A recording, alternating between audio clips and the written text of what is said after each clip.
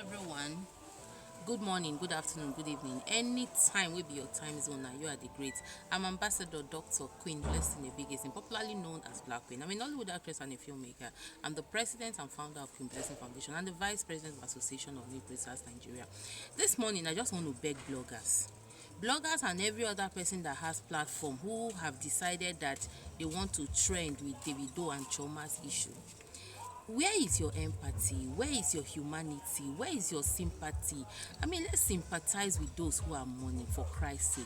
Few days ago, I made a post about Ifeanyi where I wrote rest in peace, and also in my own little wisdom felt the nanny was to blame.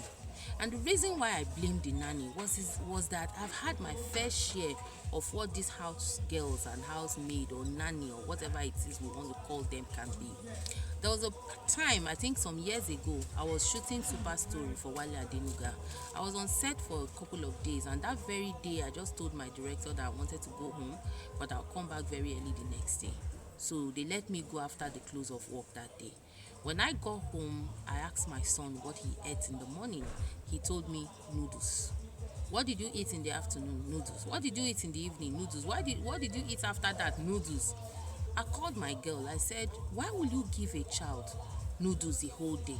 What and what did you put in the noodles? And she told me that she just cooked 6 noodles once, and she just break 1 egg, a bit 2 egg inside 6 noodles, and decided that she wanted to feed my son with it the whole day. And I said to her, but what did I tell you when you came to stay with me? I said, no matter what, don't give my child noodles today, noodles tomorrow, noodles next tomorrow. At least he should eat noodles only twice a week. Reason is because there's nothing in noodles. The only thing that is the good thing in noodles, if you cook it, is the egg or the vegetable you put inside. Ask your daughter, will tell you that noodles is even not good for the health. And then you now decided you want to give a child that is not up to 5 years old, noodles the whole day. And so I now called my director, and I told my director to give me a complete day off. So the next day I didn't go to work. What I did was I cooked beans, pour a lot of pepper inside these beans, pour a lot of salt, and I told her that is her food for the whole day. She thought I was joking. She carried the food and put it in her mouth. I said, you never start. She ate the food. I told her, if you don't finish it today, you will finish it tomorrow. If you don't finish it tomorrow, you finish next one. But you're going to finish this pot of beans until before you can eat something else, so that you see how it feels when you are forced to eat what you don't want to eat. That was how she ate that beans the whole day and finished it the next day. Since that day, if my son say, I want to eat noodles, or I want to eat rice, and he eats rice, and he says, I want to eat rice again, we say, lie, your mother has told me you can't eat one food same twice in a day. That was how she started. And because I had to do that, because I was always not around. But one thing with me is that no matter where I go, 3 days, 2 days, I must come back home to check on my son, because nannies are not people you just leave your children with and just go off like that. Some of them are very wicked, very, very wicked. No matter how nice you are to them, some of them will go to the extra mile to just stress that child they have given to them. We've seen CCTV of how some of them treat children when the parents are not around. And that was why in my own write-up, after saying rest in peace to Ifeanyi, after consoling the family, I said, in my own opinion, the chef is not to blame. The chef's duty is to cook. Probably was looking after that child. According to the story we've heard, that the nanny said he left the child for the chef. Maybe his food was burning and ran into the toilet, ran into the kitchen to go and check his food, and then forgot that they gave him a child to look for. But the girl that went to pick a call, couldn't she have picked a call where the child was? Who was she talking to that is so secretive that she was afraid that a 3-year-old would listen?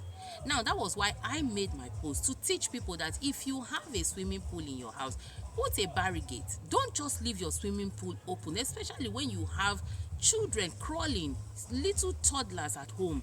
That was why I made my post, because when the Banj own happened, I didn't make any post. I only put rest in peace. And to me, I just felt to put it out there for people to know, because it's not easy to lose a child. Trust me, I know what I'm saying. It's not easy to lose a child. I've seen people lose children, and I see how frustrated. Some of them get traumatized. Some of them never come out of that shock, never come out of that trauma. We saw what happened to my colleague Adame, who died recently. Since she lost her daughter, her life never became the same, and finally God took her to rest in peace. So these things happened. Let's have empathy, for Christ's sake. Some of you guys are posting videos of another child saying it's Davido's child that is alive, blah blah blah blah blah.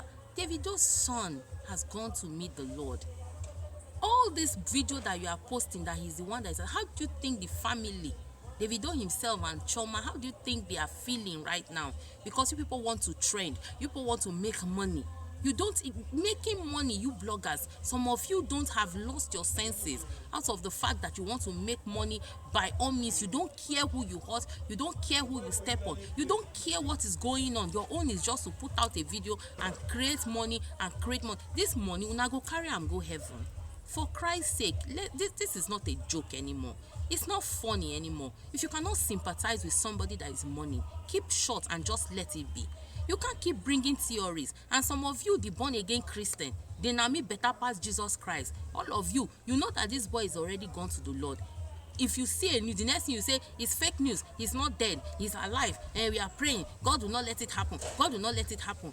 For Christ's sake, this child is already gone. Police have gone to arrest people that were at home. They've released some of them.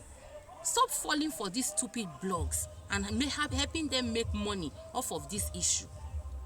Helping them make money. Why are you people so gullible? That is coming back, he's alive, he has woken up, is this.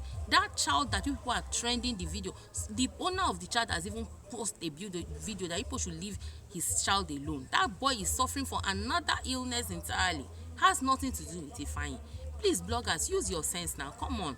This money won't una dey find. Now here we meet am, now here we go live and go.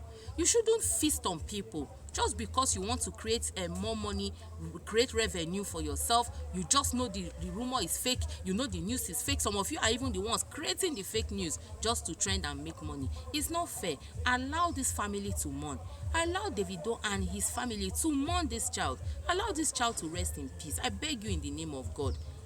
Make una get sympathy now. Make una get fear of God.